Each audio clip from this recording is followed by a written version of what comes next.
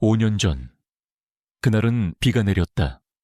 하지만 윤소연의 세상이 무너지기 시작한 것은 하늘이 아니라 인간의 마음에서부터였다. 그녀는 국내 최고의 패션 기업 엘리시안 그룹의 빛나는 인턴이었다. 비록 낡은 구두와 달아빠진 가방을 들고 다녔지만 그녀의 눈은 그 누구보다도 총명하게 빛났고 그녀의 열정은 대한민국 패션계의 심장부인 이 거대한 빌딩을 뒤흔들 잠재력을 품고 있었다. 그녀는 지금 엘리시안 그룹의 심장, 최고 경영진들이 모두 모인 대회 의실에 서 있었다. 거대한 원목 테이블을 둘러싼 사람들은 모두 대한민국을 움직이는 권력자들이었다. 그 정점에는 제왕처럼 앉아있는 강병철 회장이 있었다. 그의 곁에는 후계자인 아들 강태민과 오만한 공주인 딸 강유라가 배석해 있었다. 서연은 잠시 숨을 골랐다. 그녀의 손에 들린 것은 단순한 기획안이 아니라 그녀의 미래이자 꿈의 전부였다. 프로젝트 노바의 핵심은 지속 가능성과 디지털 경험의 융합을 통해 기존의 명품 시장이 가진 한계를 뛰어넘는 것입니다. 그녀의 목소리는 떨리지 않았다. 수없이 밤을 새워 준비한 그녀의 기획안은 완벽했다. 그녀는 낡은 관습에 젖어 있는 엘리시안 그룹에 새로운 비전을 제시했다. 친환경 소재를 활용한 오뜨 꾸띠르, 그리고 가상현실과 연동된 개인 맞춤형 쇼핑 경험. 그것은 혁명이었다. 발표가 끝나자 회의실에는 짧은 침묵이 흘렀다. 보수적인 임원들의 얼굴에는 당혹감이 서려 있었다. 하지만 강병철 회장의 눈빛이 미세하게 흔들리는 것을 서연은 놓치지 않았다. 그리고 그녀의 곁에서 응원의 눈빛을 보내는 강태민이 있었다. 그는 모두가 반대하더라도 자신이 그녀의 편이 되어줄 것이라고 어젯밤 비밀스러운 만남에서 약속했었다. 회의가 끝난 후 서연은 빌딩 옥상의 작은 정원에서 태민을 만났다. 그곳은 그들만의 비밀 장소였다. 태민은 그녀를 보자마자 달려와 와락 껴안았다. 서연아, 네가 해냈어. 아버지가 그렇게 집중하시는 모습은 처음 봤어. 프로젝트 노바는 반드시 통과될 거야. 그리고 우리는 함께 꿈을 이루게 될 거고, 그의 목소리는 달콤했고, 그의 눈빛은 진심처럼 보였다. 그는 주머니에서 작은 목걸이를 꺼내 그녀의 목에 걸어주었다. 화려하지는 않았지만 그녀의 탄생석이 박힌 소박한 목걸이였다. 이게 우리의 약속이야. 어떤 일이 있어도 내가 네 곁을 지킬게. 서연은 세상의 모든 것을 가진 것처럼 행복했다. 그녀는 자신의 능력으로 인정받고 사랑하는 사람과 미래를 약속했다. 가난이라는 지긋지긋한 현실도 곧 끝날 것처럼 보였다. 하지만 그들의 모습을 회의실 창문 너머로 싸늘하게 지켜보는 시선이 있었다. 강유라였다. 그녀는 저 천박한 고아 인턴이 자신의 오빠를 홀리고 아버지의 인정을 받는 것을 참을 수 없었다. 그녀에게 윤서연은 감히 자신의 영역을 침범한 벌레 같은 존재였다. 그녀는 즉시 보안팀의 신복에게 전화를 걸어 오랫동안 준비해온 악랄한 계획을 실행하라고 지시했다.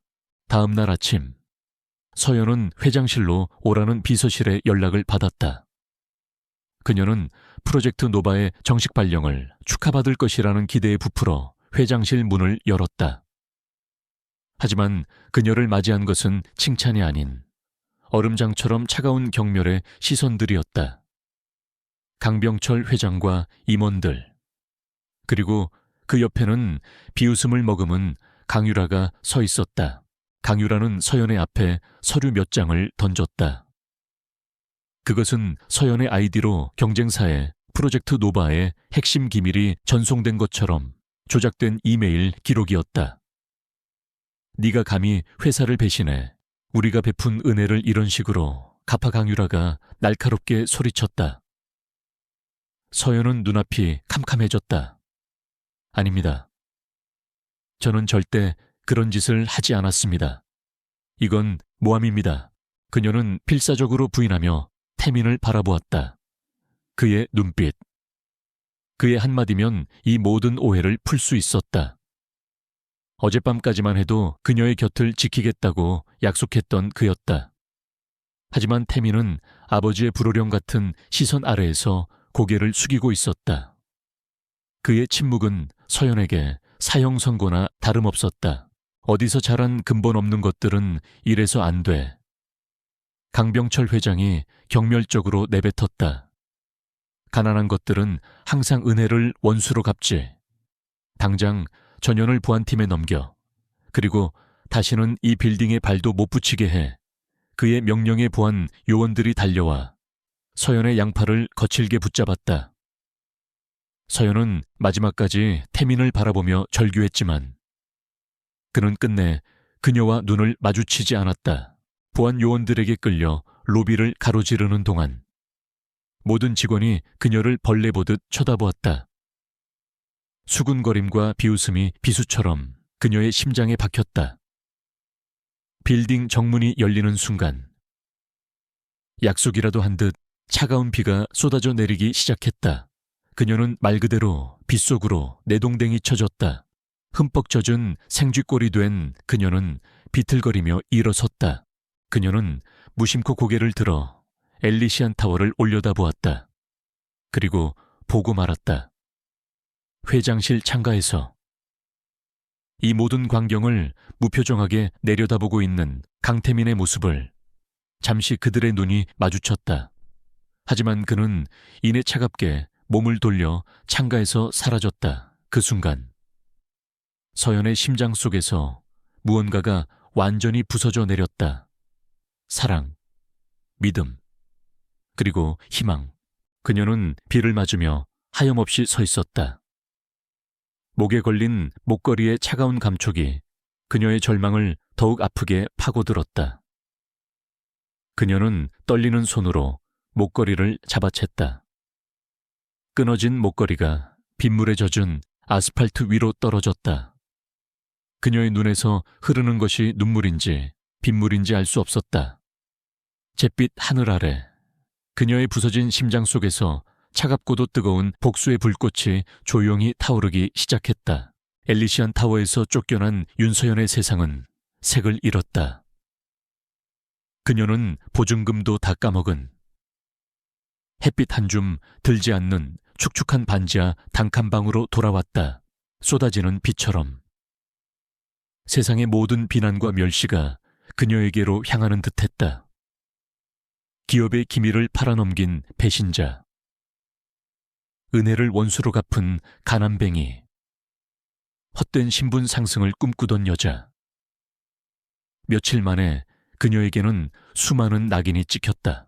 그녀는 며칠 동안 아무것도 먹지 못하고 멍하니 천장의 곰팡이만 바라보았다. 강태민의 차가운 눈빛, 강병철 회장의 경멸적인 목소리, 그리고 동료들의 수군거림이 환청처럼 귓가를 맴돌았다. 배신감보다 더 그녀를 고통스럽게 만든 것은 자신의 모든 것을 걸었던 꿈과 노력이 한순간에 잿더미가 되어버렸다는 절망감이었다. 그녀는 이대로 서서히 썩어 없어질 것만 같았다. 바로 그때 낡은 현관문에서 누군가 노크하는 소리가 들렸다. 이 비좁고 초라한 방에 찾아올 사람은 아무도 없었다.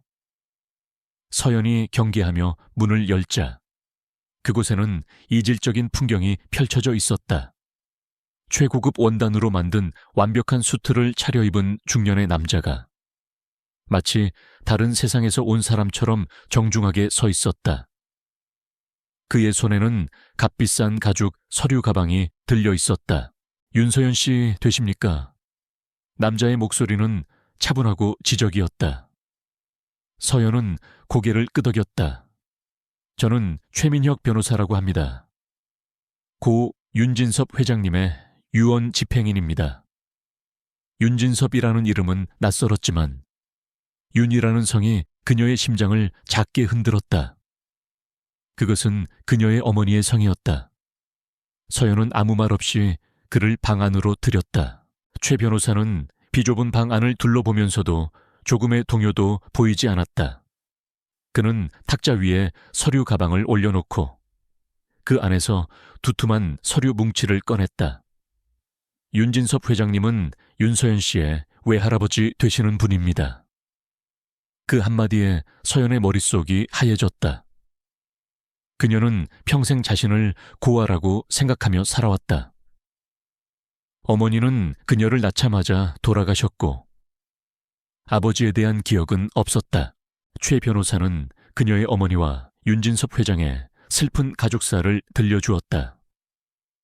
윤진섭 회장은 자수성가하여 홍콩의 거대한 금융제국 피닉스 캐피탈을 세운 전설적인 인물이었다. 하지만 그의 유일한 딸이었던 서연의 어머니는 가난한 화가와 사랑에 빠져 아버지의 격렬한 반대를 무릅쓰고 한국으로 도망쳤다. 그 후 부녀는 의절했고 윤 회장은 딸의 죽음 소식조차 뒤늦게 전해 들었다. 회장님은 평생 따님을 그리워하며 후회 속에서 사셨습니다. 그리고 자신의 유일한 핏줄인 서연 씨를 오랫동안 멀리서 지켜보셨습니다. 최 변호사는 유언장을 그녀의 앞으로 내밀었다. 유언장의 내용은 충격적이었다. 윤진섭 회장은 자신의 전 재산과 피닉스 캐피탈의 모든 경영권을 손녀인 윤서연에게 상속한다는 내용을 남겼다. 서연은 자신의 눈을 믿을 수 없었다. 하루아침에 잿더미에 나앉은 고에서 수조 원대 자산을 가진 거대 기업의 주인이 된 것이다. 하지만 유언에는 한 가지 조건이 붙어 있었다. 그녀가 이 모든 것을 상속받기 위해서는 윤진섭 회장이 생전에 설계해둔 후계자 양성 프로그램을 5년 동안 이수해야 한다는 것이었다. 선택은 윤서연 씨의 몫입니다. 최 변호사가 말했다. 이 모든 것을 거부하고 평생 쓰고도 남을 돈을 받아 조용히 살아갈 수도 있습니다. 혹은 할아버님의 유지를 이어받아 불사조의 새로운 주인이 될 수도 있습니다. 그의 말은 서연에게 단순한 선택지를 제시하는 것이 아니었다. 그는 서연의 눈빛 속에 숨겨진 복수의 불꽃을 이미 읽고 있었다. 서연은 잠시 눈을 감았다. 빗속에서 자신을 내치던 강병철의 얼굴, 차갑게 돌아섰던 강태민의 등이 떠올랐다. 그녀는 더 이상 피해자로 남고 싶지 않았다. 그녀는 그들에게 자신이 틀리지 않았음을, 자신을 짓밟은 그들이 얼마나 오만했는지를 증명하고 싶었다. 그녀는 눈을 떴다. 그녀의 눈에는 더 이상 절망의 그림자가 없었다 하겠습니다. 그날 이후 윤서연이라는 이름은 세상에서 사라졌다. 그녀는 엘레나 윤이라는 새로운 이름으로 스위스의 한적한 호숫가에 위치한 저택으로 보내졌다. 그곳에서 그녀의 5년간의 담금질이 시작되었다. 그녀는 하루 4시간만 자며 경제학, 재무관리, 국제법 등 제왕학의 모든 것을 스펀지처럼 빨아들였다. 1년 뒤 그녀는 월스트리트의 심장부로 보내졌다. 그녀는 피닉스 캐피탈의 위장 자회사에서 신입 트레이더로 일하며 전 세계에서 가장 탐욕스럽고 잔인한 자본의 논리를 온몸으로 체득했다. 그녀는 수백만 달러가 오가는 거래에서 단 한순간의 망설임도 없이 냉혹한 결정을 내리는 법을 배웠다. 그녀의 순수했던 눈빛은 날카로운 통찰력으로 채워졌다. 그녀의 교육은 책상 앞에서만 이루어지지 않았다. 그녀는 격투기와 심리학, 그리고 여러 나라의 언어를 익혔다. 약했던 육체는 단단해졌고 여렸던 마음은 강철 같은 의지로 무장되었다. 그녀는 상대의 작은 표정 변화나 말투만으로도 그 속내를 꿰뚫어 보는 법을 익혔다. 그녀는 자신을 완벽하게 통제하고 타인을 지배하는 법을 배웠다. 그녀는 상류 사회의 예술과 문화를 익히며 자신의 존재를 품격으로 포장하는 법도 배웠다. 과거에 초라했던 인턴 윤소연의 흔적은 그 어디에서도 찾아볼 수 없었다. 그녀는 머리부터 발끝까지, 내면에서부터 외면까지 완벽하게 다른 사람으로 재창조되었다. 그녀는 복수라는 목표를 위해 스스로를 가장 날카롭고 위험한 무기로 벼려냈다. 그리고 마침내 5년이라는 시간이 흘렀다. 홍콩의 피닉스 캐피탈 본사. 도시의 야경이 한눈에 내려다 보이는 최고층 회장실. 길고 검은 머리를 단정하게 올리고 몸에 완벽하게 맞는 검은색 수트를 입은 엘레나 윤이 거대한 통유리 창 앞에 서 있었다. 그녀의 얼굴에는 어떤 감정도 읽을 수 없었다. 그녀의 뒤로 최민혁 변호사가 다가와 정중하게 보고했다. 회장님, 엘리시안 그룹의 주식 매집이 계획대로 완료되었습니다.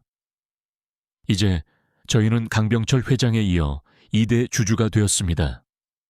엘레나는 천천히 돌아섰다. 그녀의 눈빛은 5년 전보다 훨씬 더 깊고 차가워져 있었다. 그녀는 책상 위에 태블릿 PC를 들어 엘리시안 그룹의 로고를 응시했다. 그리고 나지막이, 하지만 얼음 같은 무게가 실린 목소리로 명령했다. 시작해 5년 후. 엘리시안 그룹은 창립 50주년을 맞았다. 서울의 가장 호화로운 호텔 연회장은 대한민국의 정재계 거물들로 가득 찼다. 샴페인 잔이 부딪히는 소리와 가식적인 웃음소리, 그리고 은은한 클래식 선율이 뒤섞여 속물적인 욕망의 교향곡을 연주하고 있었다. 그 중심에는 오늘 밤의 주인공인 강병철 회장과 그의 가족이 있었다. 강병철 회장은 만족스러운 미소로 연 회장을 둘러보았다. 모든 것이 그의 발 아래 있는 것 같았다. 그는 50년에 걸쳐 이 거대한 제국을 건설했고, 이제 그의 아들 강태민이 그 제국을 물려받을 준비를 하고 있었다. 그는 자신의 인생이 완벽한 성공서사라고 믿어 의심치 않았다.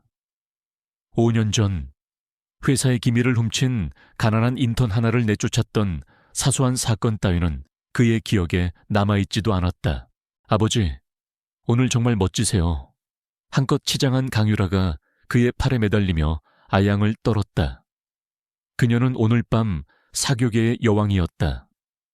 그녀는 자신의 지위와 부를 과시하며 주변 사람들의 부러움 섞인 시선을 한껏 즐기고 있었다. 그녀 역시 윤서연이라는 이름의 벌레를 짓밟았던 과거를 까맣게 잊고 있었다. 그녀에게 그 일은 옷에 묻은 작은 먼지를 털어낸 것과 같은 일상적인 행위에 불과했다. 강태민은 사람들 사이를 오가며 능숙하게 인사를 나누고 있었다. 5년 동안 그는 아버지의 그림자 아래에서 유능한 후계자로 성장했다. 그의 얼굴에는 자신감이 넘쳤지만 그의 눈빛 깊은 곳에는 가끔씩 공허한 그림자가 스쳐 지나갔다. 그는 가끔씩 비가 오는 날이면 까닭 모를 죄책감에 시달렸다. 하지만 그는 애써 그 기억을 지우고 엘리시안의 황태자라는 역할에 충실하려 노력했다. 그때 한 임원이 강병철 회장에게 다가와 조심스럽게 속삭였다. 회장님, 최근 저희 그룹의 주식을 대량으로 매집한 해외 펀드가 있습니다. 피닉스 캐피탈이라는 곳인데 베일에 쌓여 있어 실체를 파악하기가 어렵습니다. 강 회장은 대수롭지 않다는 듯 코웃음을 쳤다. 돈 냄새를 맡은 하이에나들이겠지. 엘리시안의 가치를 알아보는 안목은 있군. 걱정할 것 없어. 하지만 그의 말과 달리 그의 미간에는 희미한 불안의 그림자가 스쳤다. 자신의 통제 밖에 있는 미지의 존재는 언제나 그를 불쾌하게 만들었다. 바로 그 순간 연 회장의 모든 조명이 무대 중앙으로 쏠리고 사회자가 웅장한 목소리로 외쳤다. 귀빈 여러분, 오늘 이 자리를 더욱 빛내주시기 위해 아주 특별한 손님이 와주셨습니다. 피닉스 캐피탈의 의장 엘레나 윤 회장님을 소개합니다. 거대한 연회장의 문이 양쪽으로 스르르 열렸다. 모든 사람의 시선이 그곳으로 집중되었다. 그곳에는 한 여자가 서 있었다. 그녀는 칠흑같이 검은색의 실크 수트를 입고 있었다. 그녀의 옷은 단순했지만 완벽한 재단과 최고급 원단은 그 어떤 화려한 드레스보다도 강한 존재감을 뿜어냈다. 그녀의 발걸음은 여유로웠지만 한 걸음 한 걸음이 좌중을 압도하는 힘을 가지고 있었다. 그녀의 뒤로는 최민혁 변호사를 비롯한 수행원들이 그림자처럼 따르고 있었다. 연회장에는 잠시 숨막히는 정적이 흘렀다. 사람들은 저 젊고 아름다운 동양인 여성이 월스트리트를 움직이는 거대 자본의 수장이라는 사실을 믿을 수 없다는 듯 쳐다보았다. 그녀의 얼굴은 완벽한 포커페이스였고 그녀의 눈빛은 모든 것을 꿰뚫어 보는 듯 깊고 차가웠다. 강씨 일가 역시 예상치 못한 거물의 등장에 잠시 당황했다. 강병철 회장은 급히 표정을 관리하고 호스트로서 그녀를 맞이하기 위해 앞으로 나섰다. 이런 영광스러운 자리에 직접 와주시다니 정말 환영합니다. 엘레나 윤 회장님, 저는 엘리시안 그룹의 강병철입니다. 그는 최대한 위험 있는 미소를 지으며 그녀에게 손을 내밀었다. 엘레나는 천천히 걸어와 그의 앞에 멈춰 섰다. 그녀는 강병철 회장을, 그 옆에 굳어있는 강유라와 강태민을 차례대로 훑어보았다. 그녀의 시선이 스쳐 지나갈 때마다 세 사람은 이유를 알 수 없는 한기를 느꼈다. 하지만 그들은 눈앞의 여인이 누구인지 전혀 알아채지 못했다. 5년이라는 시간과 복수라는 이름의 담금질은 윤서연을 완전히 다른 사람으로 바꾸어 놓았기 때문이다.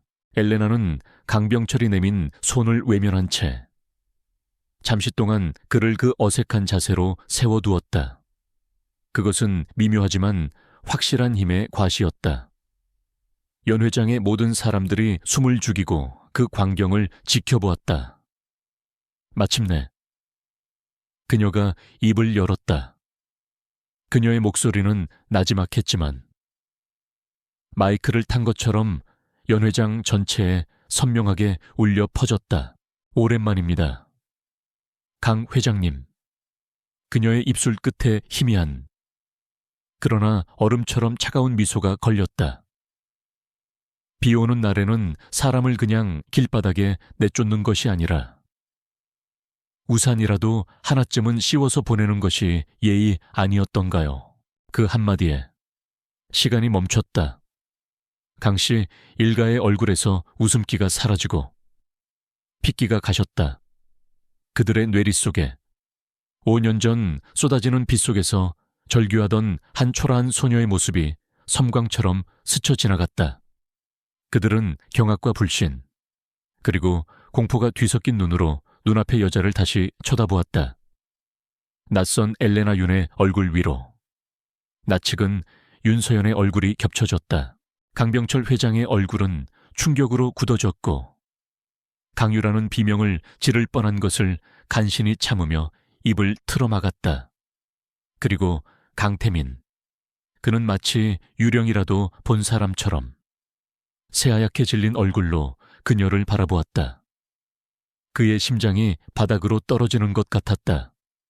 그가 버렸던 과거가 가장 화려하고 강력한 모습으로 돌아와 그의 심장을 겨누고 있었다. 엘레나는 그들의 무너지는 표정을 차갑게 내려다보았다. 화려한 샹들리의 불빛 아래 그녀는 복수의 여신처럼 서 있었다. 연 회장의 떠들썩한 음악 소리도 사람들의 수군거림도 더 이상 들리지 않았다. 오직 지독한 증오와 함께 시작된 길고 긴 복수극의 서막만이 장엄하게 울려 퍼지고 있었다. 창립 50주년 기념 파티가 끝난 다음 날, 대한민국 재계는 피닉스 캐피탈의 엘레나 윤이라는 이름으로 발칵 뒤집혔다. 그녀의 극적인 등장은 단순한 해프닝이 아니었다. 그것은 엘리시안 제국을 향한 선전포고였고 모든 언론과 투자자들이 그 행보를 예의주시하고 있었다. 강씨 일가의 아침은 지옥과도 같았다. 강병철 회장의 집무실에는 살얼음판 같은 긴장감이 흘렀다. 그는 밤새 한숨도 자지 못했다. 끓어오르는 분노와 함께 정체 모를 불안감이 그의 심장을 옥죄었다.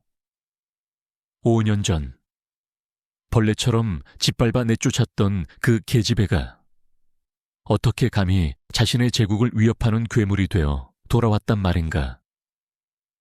그는 이 모든 상황을 믿을 수가 없었다. 대체 5년 동안 무슨 일이 있었던 개냐, 그 아이의 뒷조사는 제대로 한 것이냐. 강 회장의 고함에 강태민과 강유라는 고개를 숙였다. 강유라는 공포에 질려 하얗게 떨고 있었고 강태민은 무거운 죄책감에 입술을 깨물고 있었다. 그들은 피닉스 캐피탈이라는 거대한 장벽 앞에서 자신들이 얼마나 무력한지를 절감하고 있었다. 걱정 마십시오. 아버지, 그깟 계집애 하나가 뭘 할 수 있겠습니까? 돈으로 잠깐 장난치는 것뿐이겠죠. 강유라가 애써 태연한 척 말했지만 그녀의 목소리는 미세하게 떨리고 있었다. 그녀는 엘레나 윤의 그 차가운 눈빛을 잊을 수가 없었다. 그것은 모든 것을 알고 있다는 듯한 사냥감을 내려다보는 포식자의 눈빛이었다. 바로 그때 비서실로부터 긴급 이사회가 소집되었다는 연락이 왔다. 소집을 요구한 사람은 물론 엘레나 윤이었다. 강병철은 이것이 그녀의 첫 번째 공격임을 직감했다. 그는 전열을 가다듬고 평소에 오만한 제왕처럼 위험 있는 표정을 지으며 이사회실로 향했다. 그는 다른 이사들 앞에서 자신의 건재함을 과시하고 엘레나의 길을 꺾어 놓을 생각이었다. 이사회실의 분위기는 그 어느 때보다 무거웠다. 엘레나는 약속된 시간 정각에 그녀의 법률팀과 함께 모습을 드러냈다. 그녀는 긴장한 기색 하나 없이 회의 테이블에 상석에 앉아있는 강병철 회장을 마주보고 자리에 앉았다. 그녀는 과거의 사적인 감정에 대한 이야기는 단 한마디도 꺼내지 않았다. 대신 냉철한 투자자의 목소리로 입을 열었다. 주주로서 저는 엘리시안 그룹의 경영 투명성에 대해 심각한 우려를 가지고 있습니다. 그녀의 말에 이사들이 술렁였다. 특히 강유라 전무가 총괄하고 있는 자회사 엘리시안 스타일의 최근 몇 년간의 재무제표는 상식적으로 납득하기 어려운 부분들이 많습니다. 저는 그룹의 장기적인 발전을 위해 모든 자회사에 대한 독립적인 외부 회계 감사를 정식으로 요청하는 바입니다. 그녀의 폭탄 선언에 강병철 회장의 얼굴이 굳어졌다. 외부 회계 감사는 경영진에게는 사형 선고나 다름없는 일이었다. 지금 우리 그룹의 경영 방식을 모욕하는 거요. 엘리시안 스타일은 그룹 내에서 가장 높은 성장률을 보이는 유망한 자회사요. 그가 격노하여 소리쳤다. 하지만 엘레나는 눈 하나 깜짝하지 않고 준비해온 자료를 스크린에 띄웠다. 자료에는 엘리시안 스타일의 불투명한 자금 흐름과 비정상적으로 높은 마케팅 비용, 그리고 페이퍼 컴퍼니로 의심되는 업체들과의 수상한 거래 내역들이 일목요연하게 정리되어 있었다. 그녀가 제시한 데이터는 너무나도 구체적이고 논리적이어서 다른 이사들은 더 이상 강 회장의 편을 들어줄 수 없었다. 결국 외부 감사 안건은 과반수의 찬성으로 통과되었다.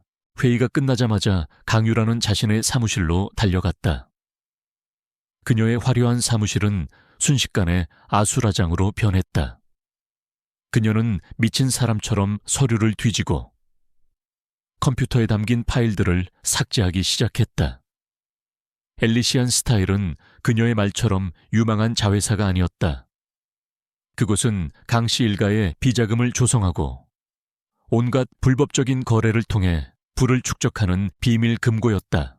그녀는 다급하게 공범 관계에 있는 재무이사에게 전화를 걸었다.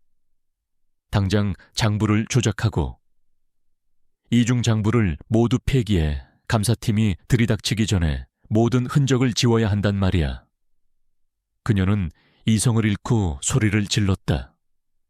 그녀는 자신이 지금 하는 행동이 불에 기름을 붓는 격이라는 사실을 깨닫지 못했다. 그녀의 모든 움직임은 엘레나의 손바닥 안에 있었다. 같은 시각, 서울 시내가 내려다 보이는 피닉스 캐피탈의 임시 사무실. 엘레나는 수십 개의 모니터를 통해 강유라의 모든 것을 지켜보고 있었다. 그녀의 사이버 보안팀은 이미 엘리시안 스타일의 내부 서버를 장악하고 있었다. 강유라가 삭제하는 모든 데이터는 실시간으로 백업되었고 그녀가 공범들과 나누는 통화는 모두 녹취되고 있었다. 예상대로 움직이는군. 멍청하긴 엘레나가 차갑게 중얼거렸다. 그녀는 강유라의 성격과 능력을 훤히 꿰뚫고 있었다. 압박을 받으면 쉽게 이성을 잃고 일을 더 크게 만드는 타입. 그녀는 강유라가 스스로 무덤을 파도록 일부러 시간을 주고 있었다. 그녀가 더 많은 증거를 남길수록 그녀의 몰락은 더 빠르고 비참해질 것이기 때문이었다. 결정적으로 강유라는 가장 치명적인 실수를 저질렀다. 그녀는 감사에 대비해 비자금의 일부를 해외 조세 피난처의 계좌로 빼돌리려 시도했다. 하지만 그녀가 자금 이체를 시도하는 순간 그 거래 내역은 엘레나의 팀을 통해 즉시 금융감독원과 검찰에 통보되었다. 거액의 불법 외화 유출 혐의. 그것은 빼도 박도 못하는 현행범의 증거였다. 몇 시간 뒤 검찰 수사관들이 엘리시안 스타일의 사무실에 들이닥쳤다. 압수수색 영장을 받아든 강유라의 얼굴은 종이처럼 하얗게 질렸다. 수사관들은 컴퓨터와 서류 박스들을 닥치는 대로 압수해 나갔다. 그 광경을 만견자실하게 바라보는 강유라의 모습은 견고해 보였던 엘리시안 제국에 생긴 첫 번째 균열이 이제 걷잡을 수 없이 벌어지고 있음을 알리는 신호탄이었다. 강유라의 사무실이 검찰에 압수수색 당했다는 소식은 강씨 일가에게 떨어진 핵폭탄과도 같았다. 강병철 회장은 평생 처음으로 자신의 통제력이 미치지 않는 거대한 위협 앞에서 속수무책으로 무너지고 있었다. 언론은 연일 엘리시안 그룹의 비리 의혹을 보도했고 주가는 바닥을 모르고 추락했다. 그는 자신의 딸을 지키기 위해 최고의 변호인단을 꾸렸지만 엘레나 윤이 던져놓은 증거는 너무나도 명백했다. 위기 상황 속에서 강 회장은 마지막 남은 카드를 꺼내 들었다. 바로 아들 강태민이었다. 그는 태민을 자신의 집무실로 불렀다. 그의 목소리에는 이전의 불호령 같은 위험 대신 교활한 관계가 서려 있었다. 태민아, 이제 네가 나서야겠다. 그 계집애가 유일하게 흔들릴 수 있는 사람은 너뿐이야. 어떻게든 만나서 그녀의 약점을 알아내 예정을 들먹이든 용서를 빌든 수단과 방법을 가리지 마라. 아버지의 명령은 태민에게는 잔인한 형벌과도 같아봤나. 그는 지난 며칠 동안 엘레나 윤이라는 이름으로 돌아온 윤서연의 모습을 꿈속에서까지 보며 죄책감에 시달렸다. 그녀의 차가운 눈빛은 마치 그의 비겁한 영혼을 꿰뚫어 보는 것 같았다. 그는 그녀를 마주할 용기가 없었다. 하지만 아버지의 명령을 거역할 수도 없었다.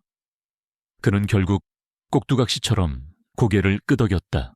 태민은 비서를 통해 엘레나 윤에게 면담을 요청했다.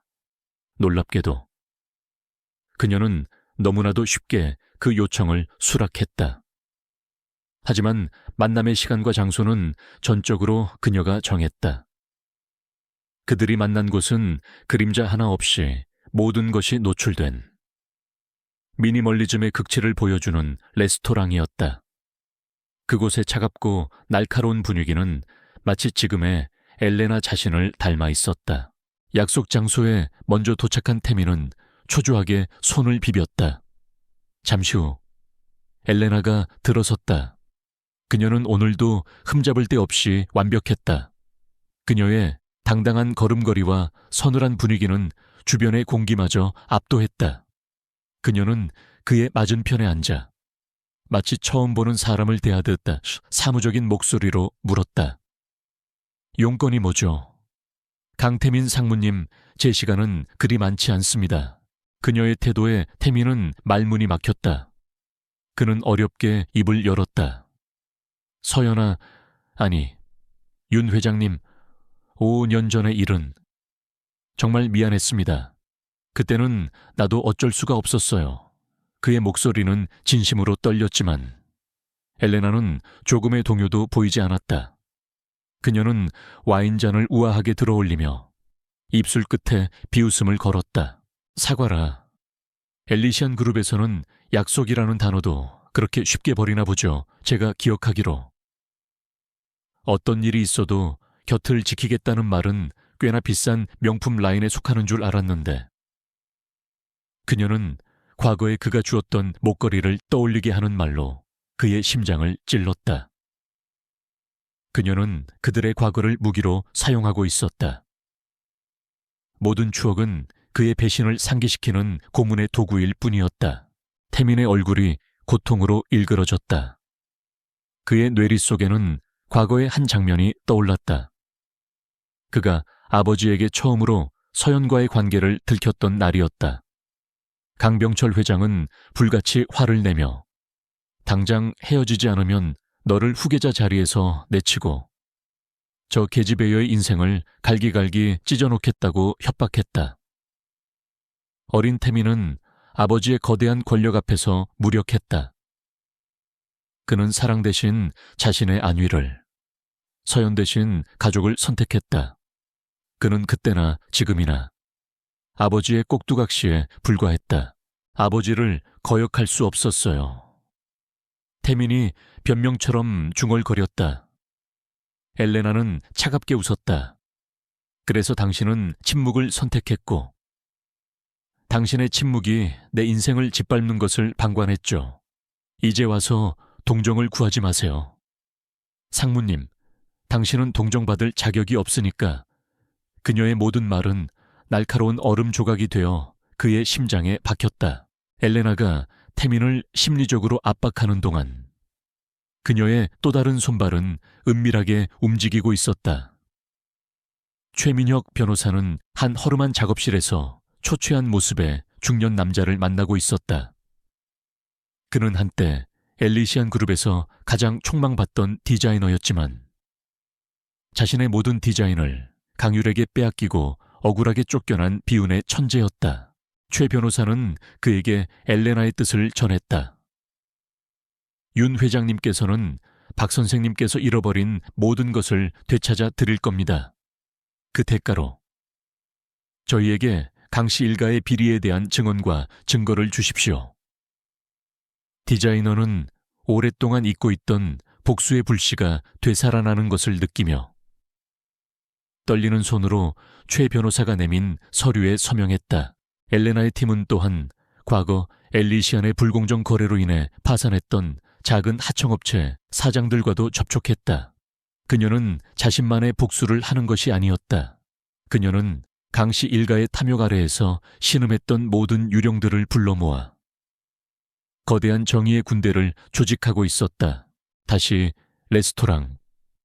엘레나는 무너져 내린 태민을 보며 마지막 카드를 꺼냈다. 그녀는 교묘하게 대화의 주제를 회사 내부의 문제로 돌렸다. 아버님께서 따님 문제로 충격이 크시겠군요. 그룹의 차기 프로젝트 진행에도 차질이 생기겠고요. 그녀는 마치 그를 걱정하는 것처럼 말했지만 실제로는 정보를 캐내고 있었다. 죄책감과 혼란에 빠진 태민은 자신도 모르게 그녀의 의도에 말려들었다. 그는 그녀에게 어떻게든 용서받고 싶다는 생각에 회사의 내부 사정과 아버지의 계획에 대해 술술 털어놓기 시작했다. 그는 아버지가 그룹의 부실을 감추기 위해 준비하고 있는 대규모 해외 사업 프로젝트에 대한 이야기까지 꺼내고 말았다. 엘레나는 원하는 정보를 모두 얻었다는 듯 자리에서 일어섰다. 시간 내주셔서 감사합니다. 상무님, 오늘 대화는 아주 유익했네요. 그녀는 차갑게 마지막 인사를 건네고 망연자실하게 앉아있는 태민을 뒤로 한 채 레스토랑을 떠났다.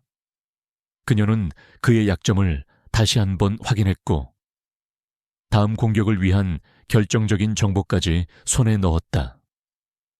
그녀의 복수라는 체스판에서 다음 수는 이미 정해져 있었다.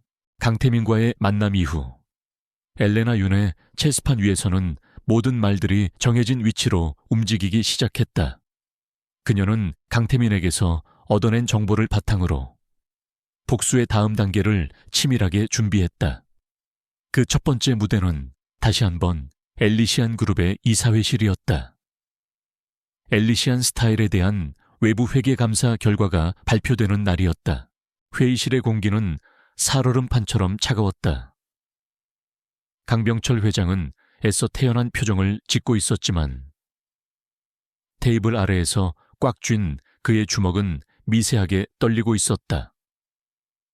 감사 결과를 발표하기 위해 단상에 선 회계법인의 대표는 어떤 외압에도 흔들리지 않는 중립적인 목소리로 엘리시안 스타일의 민낯을 벗겨내기 시작했다.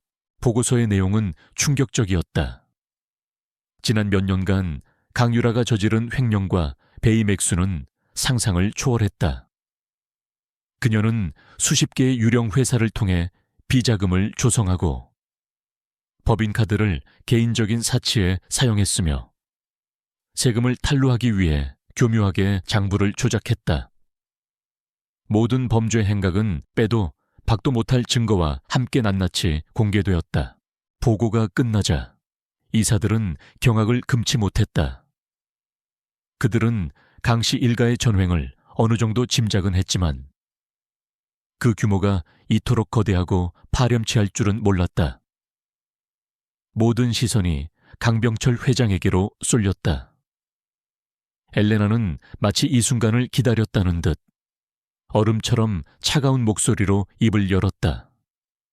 주주들의 신뢰를 회복하고 그룹의 도덕성을 바로 세우기 위해 강유라 전무를 모든 직위에서 해임하고 이번 사태를 즉시 사법기관에 넘겨 수사를 의뢰할 것을 정식으로 제안합니다. 그것은 강병철에게 내리는 잔인한 최후 통첩이었다. 딸을 감싸고 그룹 전체의 침몰을 지켜볼 것인가? 아니면 딸을 제물로 바쳐 제국의 붕괴만은 막을 것인가? 그는 평생을 군림해온 제왕이었지만 이 순간만큼은 도간에 든 쥐였다. 다른 이사들은 자신들의 안위를 위해 이미 엘레나의 편으로 돌아서고 있었다. 결국 강병철은 피를 토하는 심정으로 떨리는 손을 들어 찬성표를 던졌다. 그날 저녁 강 회장의 저택에서는 지옥도가 펼쳐졌다. 모든 직위에서 해임당하고 검찰 소환을 앞두게 된 강유라는 이성을 잃고 아버지에게 울부짖었다. 아버지가 어떻게 저한테 이러실 수 있어요? 저를 버리시다니요. 그녀의 절규에 강병철은 차갑게 대꾸했다. 네 무능함이 자초한 일이다. 이 애비에게 짐이 된 이상 스스로 대가를 치러야지. 부녀의 정은 산산조각 났다. 강태민은 자신의 가족이 서로를 물어뜯는 지옥 같은 광경을 그저 무력하게 지켜볼 수밖에 없었다. 엘레나는 강씨 일가가 내분으로 무너져 내리는 동안 단 하루에 숨 돌릴 틈도 주지 않고 두 번째 공격을 개시했다. 그녀의 다음 목표는 강씨 일가의 돈줄이 아니라 그들이 평생을 바쳐 쌓아 올린 엘리시안이라는 브랜드의 명성과 영혼이었다. 그녀는 최민혁 변호사를 통해 긴급 기자회견을 열었다. 하지만 그 자리의 주인공은 그녀가 아니었다. 기자회견장 단상에 선 사람들은 지난 5년간, 아니 그보다 더 오랫동안 엘리시안 그룹에 의해 짓밟혔던 피해자들이었다. 눈물로 자신의 디자인 노트를 펼쳐 보이며 강율에게 모든 것을 빼앗겼다고 증언하는 비운의 디자이너, 엘리시안의 불공정 거래로 인해 파산하고 거리로 나앉게 된 하청업체 사장, 그리고 동남아의 열악한 공장에서 착취당했던 전직 노동자들까지 그들은 자신들의 고통스러운 이야기를 세상에 알렸다. 그들의 증언은 엘레나의 팀이 수집한 구체적인 증거 자료들과 함께 제시되었다. 명품이라는 화려한 이름 뒤에 숨겨진 추악한 진실, 노동 착취, 디자인 도용, 갑질 횡포, 이것은 더 이상 기업 내부의 비리 문제가 아니었다. 그것은 인간의 존엄성에 대한 문제였고 사회 전체의 공분을 일으키기에 충분했다. 언론의 반응은 폭발적이었다. 소비자들은 분노했고 엘리시안 제품에 대한 대대적인 불매운동이 시작되었다. 그룹의 앰베서더로 활동하던 톱스타들은 앞다투어 계약을 해지했고 백화점에서는 엘리시안 매장이 텅 비어갔다. 엘리시안이라는 이름은 이제 선망의 대상이 아니라 탐욕과 착취의 상징으로 전락해버렸다. 강병철 회장은 자신의 사무실에서 속수무책으로 무너져 내리는 자신의 제국을 TV 화면을 통해 지켜보았다. 그의 얼굴은 잿빛으로 변해 있었다. 그는 이제야 깨달았다. 엘레나 윤, 아니 윤서연이 원하는 것은 단순한 복수가 아니었다. 그녀는 자신이 쌓아 올린 모든 것의 기반이 얼마나 썩어 있었는지를 세상에 증명하고 그 토대 자체를 무너뜨리려 하고 있었다. 그녀는 돈이나 권력을 빼앗는 것이 아니라 그의 자부심과 명예, 그리고 그의 존재 이유 자체를 파괴하고 있었다. 딸을 내치는 것은 제국의 붕괴를 막기 위한 어쩔 수 없는 선택이라고 생각했지만 그것은 거대한 착각이었다. 진짜 전쟁은 이제 시작되었고 그는 이미 그 전쟁에서 가장 중요한 것을 잃어버렸다는 사실을 깨달았다. 그의 왕국은 소리 없이, 그러나 완전하게 재가 되어가고 있었다. 자신이 평생을 바쳐 이룩한 모든 것이 잿더미가 되어가는 것을 지켜보며 강병철 회장은 마침내 이성을 잃었다. 그의 마음속에 남은 것은 오직 도끼 어린 증오뿐이었다. 정상적인 방법으로는 엘레나 윤을 이길 수 없다는 것을 깨달은 그는 자신이 수십 년간 재계를 지배하며 사용해왔던 가장 추악하고 비열한 무기를 꺼내들기로 결심했다. 그는 밤늦게 자신이 오랫동안 뒤를 봐주었던 정계의 실세와 언론사 사주를 비밀스러운 장소로 불러 모았다. 어두운 룸살롱 안에서 그들 사이에는 더러운 거래가 오갔다. 강 회장은 막대한 자금과 미래의 이권을 약속하는 대가로 엘레나 윤이라는 한 여자를 사회적으로 완전히 매장시켜 달라고 주문했다. 다음 날부터 엘레나 윤을 향한 전방위적인 흑색 선전이 시작되었다.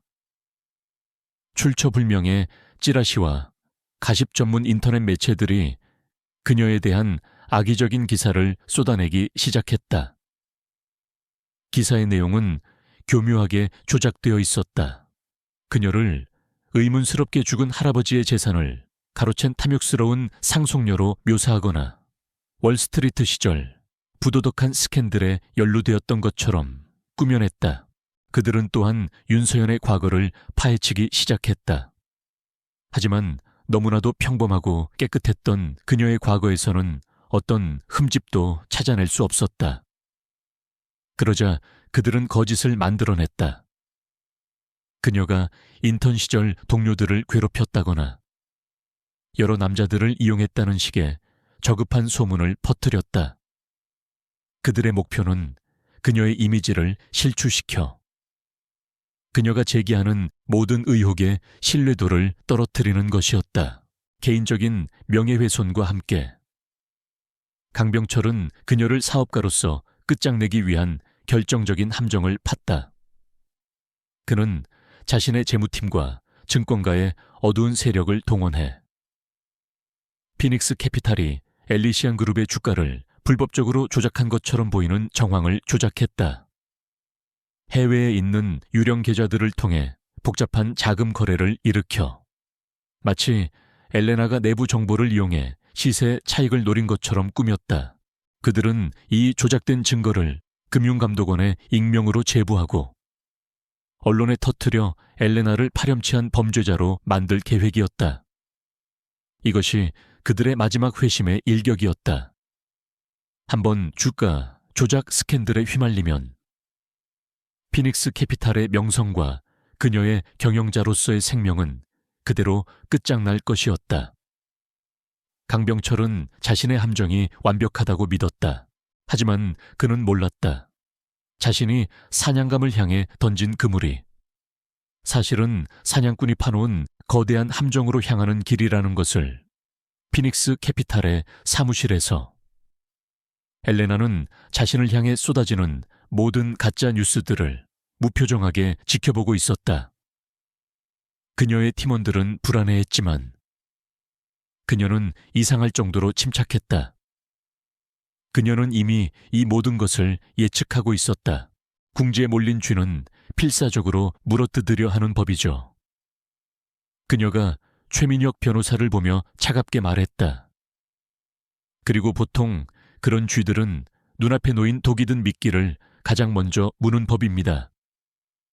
그녀가 5년 동안 배운 것은 금융공학만이 아니었다. 그녀는 강병철 같은 인간의 탐욕과 오만함이 어떤 식으로 작동하는지를 뼛속까지 학습했다. 강병철의 계획이 성공하기 위해서는 금융감독원 내부의 협조자가 필요했다. 그들은 자신들이 오랫동안 관리해왔던 한 중간 간부에게 접근해 조작된 증거를 넘겨주고 수사를 개시하도록 압력을 넣으려 했다.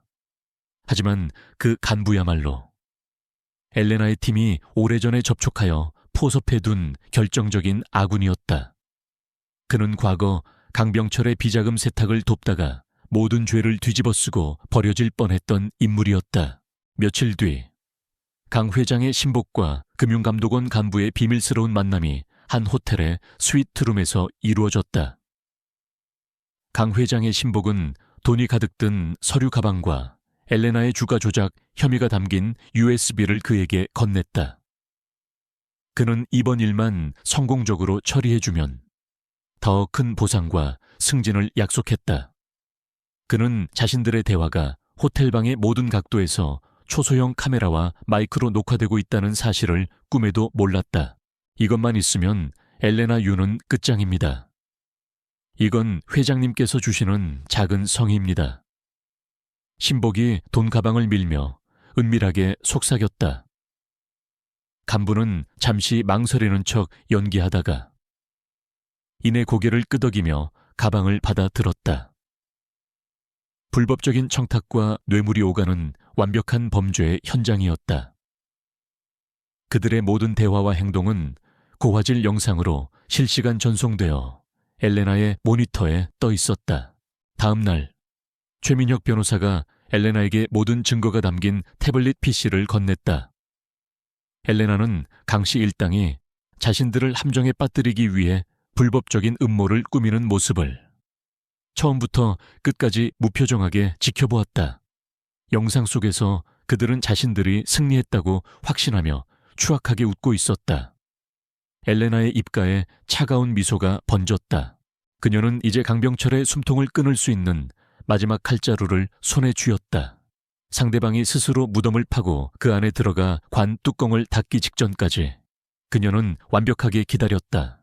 그녀는 최민혁 변호사를 돌아보며 마침내 마지막 명령을 내렸다. 이제 때가 됐어요. 긴급 임시 주주총회를 소집하세요. 엘레나 윤이 소집한 임시 주주총회 당일. 행사장은 전운에 휩싸여 있었다. 수많은 주주와 이사회 멤버들, 그리고 사건의 향방에 촉각을 곤두선 언론 기자들로 발 디딜 틈이 없었다. 강병철 회장은 아들 태민과 함께 애써 여유로운 표정을 지으며 행사장에 들어섰다.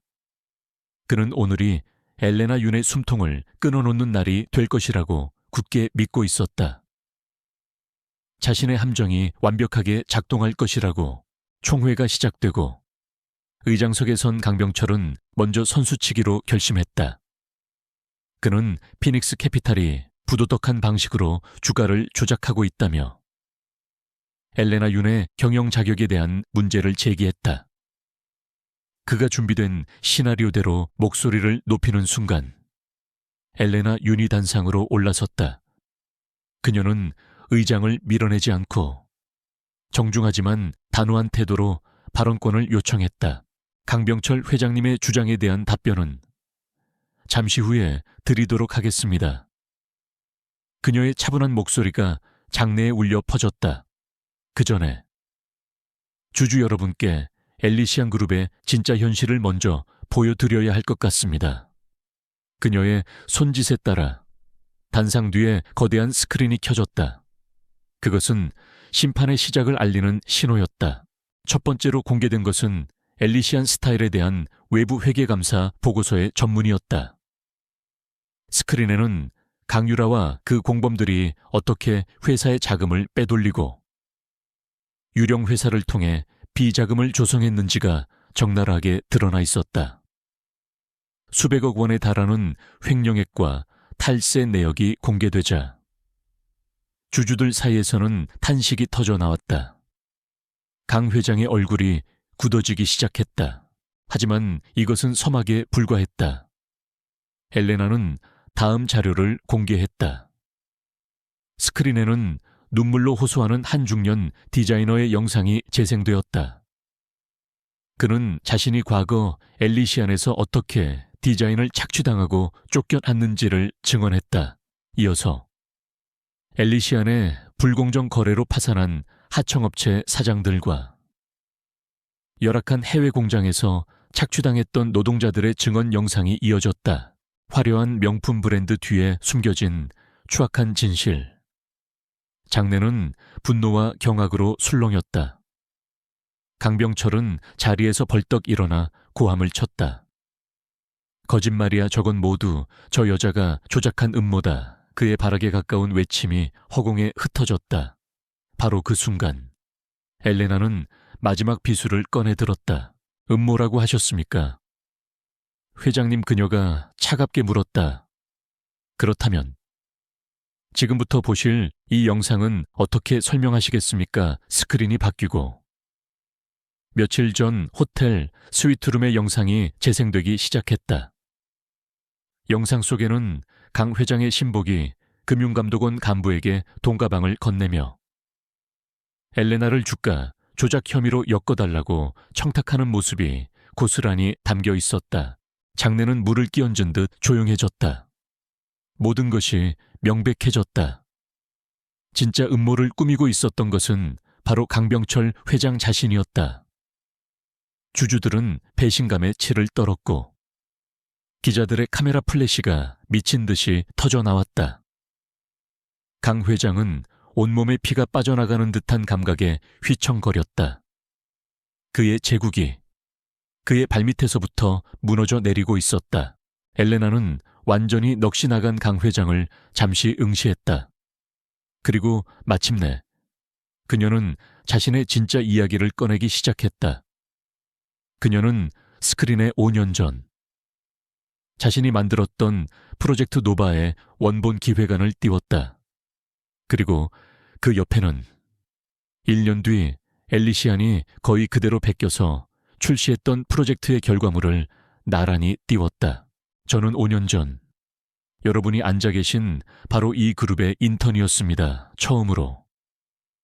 그녀의 목소리에 희미한 감정의 떨림이 실렸다. 저는 제 모든 것을 바쳐 이 프로젝트를 만들었습니다. 하지만 돌아온 것은 칭찬이 아니라 배신과 모함, 그리고 비 오는 날 길바닥으로 내쫓기는 수모뿐이었습니다. 그녀는 자신의 이름이 윤서연이었음을 밝혔다.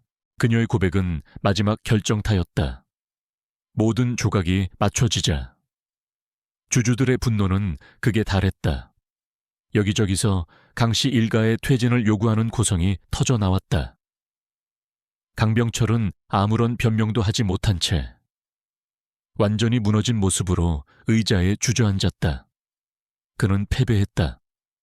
완벽하게 바로 그때였다. 모두의 시선이 집중된 가운데 강태민이 떨리는 다리로 자리에서 일어섰다.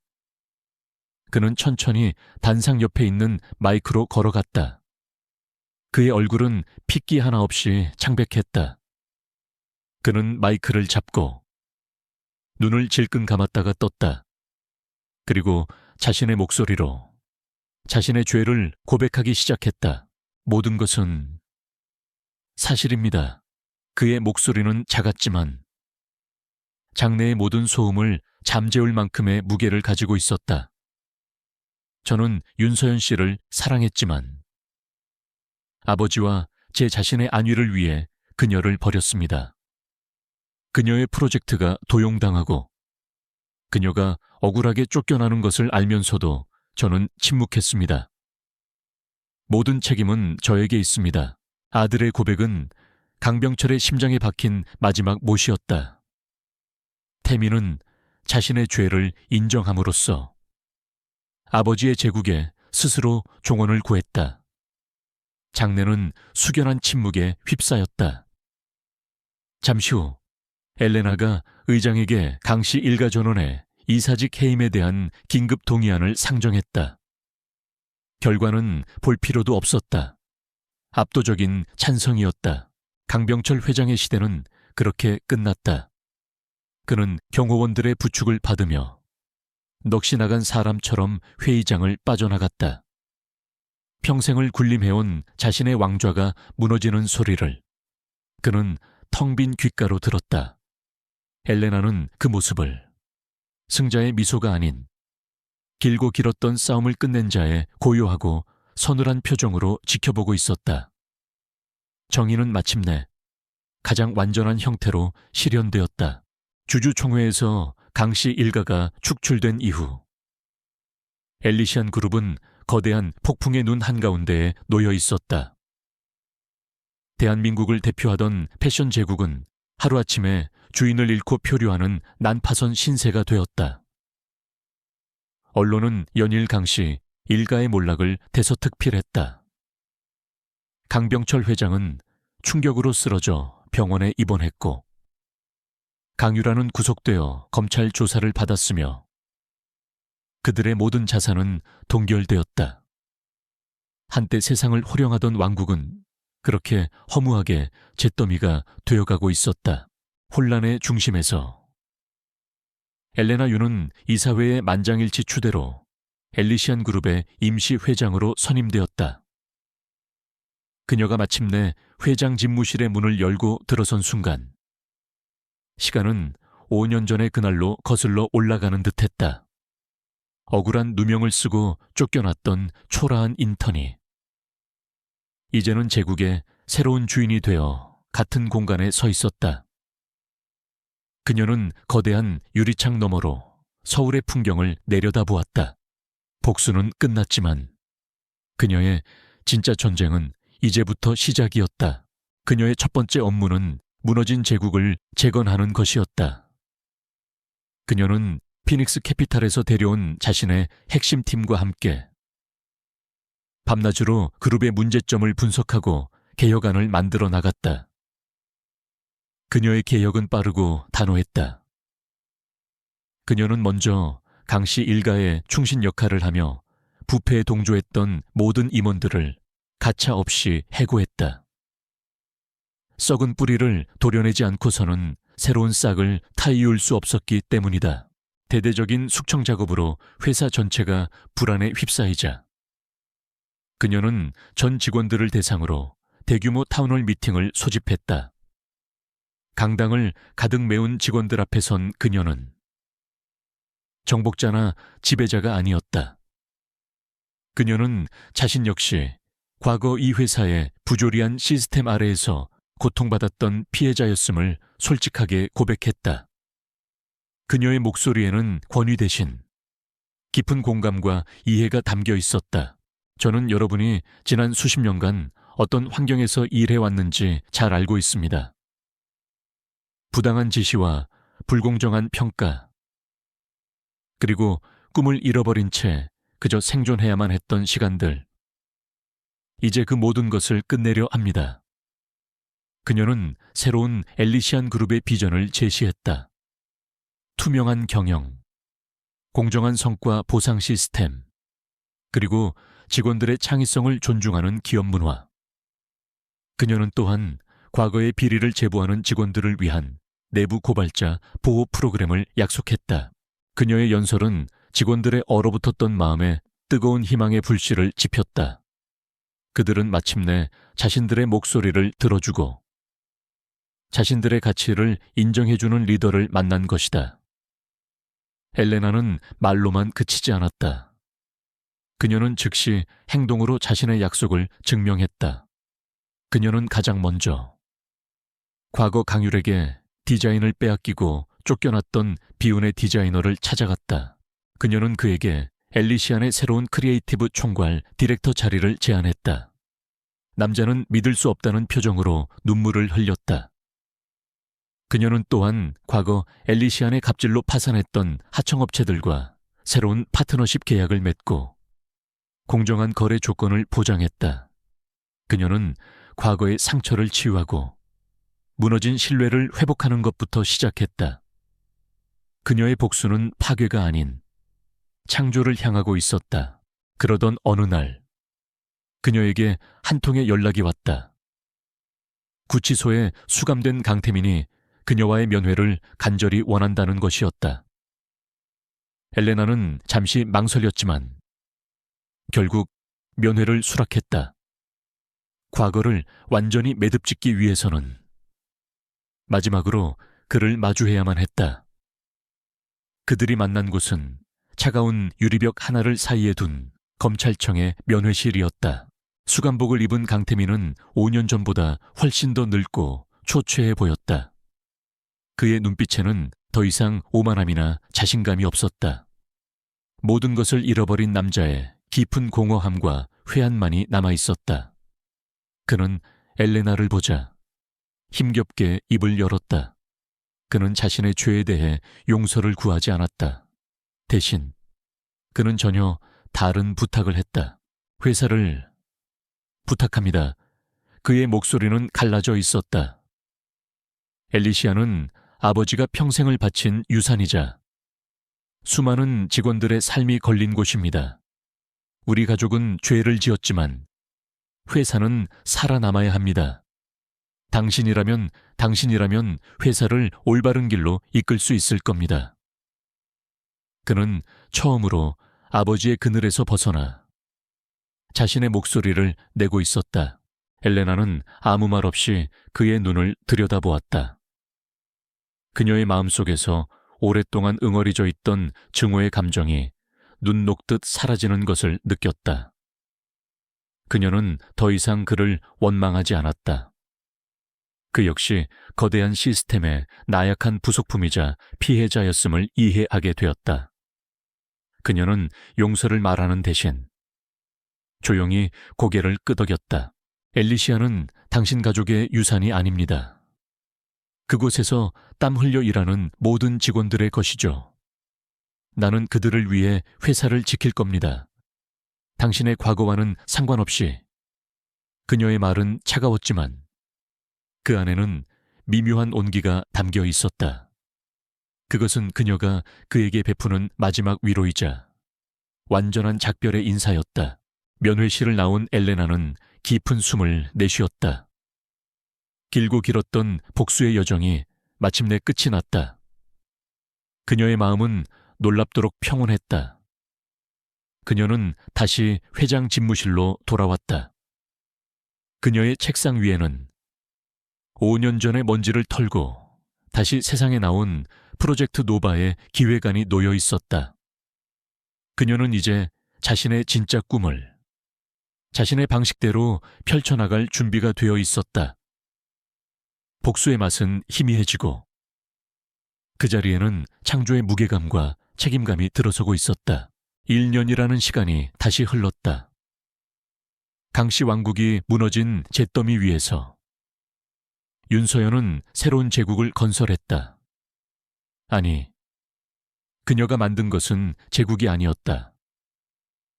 그것은 모든 구성원이 동등하게 존중받고 창의성이 마음껏 발현되는 새로운 공화국에 가까웠다. 엘리시안 그룹은 과거의 오명을 벗고 대한민국에서 가장 혁신적이고 윤리적인 기업으로 완벽하게 재탄생했다. 회사의 분위기는 완전히 달라졌다. 과거의 수직적이고 권위적인 문화는 사라지고 그 자리에는 자유로운 소통과 수평적인 협력 문화가 자리 잡았다. 직원들은 더 이상 상사의 눈치를 보지 않고 자신의 아이디어를 자유롭게 제안했다. 윤서연은 모든 직원들의 이름을 외우려 노력했고 종종 구내식당에서 그들과 함께 점심을 먹으며 격에 없이 대화했다. 그녀는 진정한 리더십이 지배가 아닌 섬김에서 나온다는 것을 알고 있었다. 이러한 변화의 정점에는 마침내 세상에 공개된 프로젝트 노바가 있었다. 5년 전, 한 인터넷 서랍 속에서 짓밟혔던 그 꿈의 프로젝트는 이제 엘리시안 그룹을 미래로 이끄는 가장 강력한 엔진이 되었다. 친환경 소재로 만든 의류 라인은 전 세계적인 히트를 쳤고 가상현실 피팅룸과 인공지능 스타일리스트 서비스는 패션 업계에 새로운 패러다임을 제시했다. 프로젝트 노바의 공식 론칭 행사가 열리던 날, 윤서연은 무대 위에 섰다. 그녀의 곁에는 이제는 그룹의 크리에이티브 총괄 디렉터가 된 비운의 천재 디자이너가 함께였다. 그녀는 더 이상 복수에 찬 여전사가 아니었다. 그녀는 자신의 비전을 현실로 만들어낸 자신감 넘치고 따뜻한 리더였다. 그녀는 자신을 믿고 따라와 준 모든 직원에게 진심으로 감사를 표했다. 과거의 인물들에 대한 소식도 간간히 들려왔다. 강병철 회장은 병상에서 쓸쓸하게 세상을 떠났다고 했다. 평생을 바친 제국이 자신의 눈앞에서 무너지는 것을 지켜보는 것이 그에게는 가장 큰 형벌이었다. 강유라는 긴 징역형을 선고받고 교도소에 수감되었다. 그리고 강태민, 그는 자신의 죄를 모두 인정하고 죗값을 치른 뒤 모든 것을 내려놓고 지방의 한 작은 마을에서 조용히 속죄의 삶을 살고 있다고 했다. 서연은 그 소식을 들었을 때 더 이상 어떤 감흥도 느끼지 못했다. 증오도, 연민도 아니었다. 그들은 이제 그녀의 인생과 아무런 상관이 없는 과거의 희미한 그림자에 불과했다. 그녀는 그들을 용서하지는 않았지만 더 이상 그들을 기억하며 자신의 현재를 낭비하지도 않았다. 그녀의 시선은 오직 미래를 향해 있었다. 어느 날 오후, 그녀는 새롭게 리모델링된 디자인 스튜디오를 둘러보고 있었다. 그곳에서는 젊은 인턴들이 자유롭게 아이디어를 나누며 웃음꽃을 피우고 있었다. 한 인턴이 그녀를 발견하고 긴장했지만 이내 용기를 내어 자신이 구상한 디자인 스케치를 그녀에게 보여주었다. 서연은 과거 강병철 회장처럼 권위적으로 평가하는 대신 무릎을 굽혀 인턴과 눈을 맞추고 그녀의 아이디어를 진지하게 경청하며 격려를 아끼지 않았다. 그녀는 자신이 받지 못했던 존중을 다음 세대에게 아낌없이 나누어 주고 있었다. 그것이 그녀가 생각하는 진정한 승리였다. 저녁이 되어 그녀는 다시 회장 집무실로 돌아왔다. 그곳은 더 이상 차가운 권력의 상징이 아니었다. 따스한 조명과 푸른 식물들, 그리고 직원들이 선물한 그림들로 채워진 그녀의 취향과 철학이 담긴 편안한 공간이었다. 최민혁 변호사가 들어와 그녀에게 최종 보고서를 건넸다. 엘리시안 그룹의 정상화 작업이 모두 마무리되었다는 내용이었다. 최 변호사는 창밖을 바라보는 그녀의 뒷모습을 보며 조용히 물었다. 행복하십니까? 회장님, 이 모든 것이 그럴 만한 가치가 있었습니까? 서연은 천천히 돌아보며 부드럽게 미소 지었다. 처음 제 목표는 복수였어요. 그들을 파멸시키는 것만이 내 삶의 유일한 이유였죠. 그녀는 잠시 말을 멈추고 창밖으로 펼쳐진 서울의 야경을 바라보았다. 하지만 무너진 성터 위에서 저는 깨달았어요. 무언가를 파괴하는 것보다 새로운 것을 창조하는 것이 훨씬 더 위대하고 가치 있는 일이라는 것을요.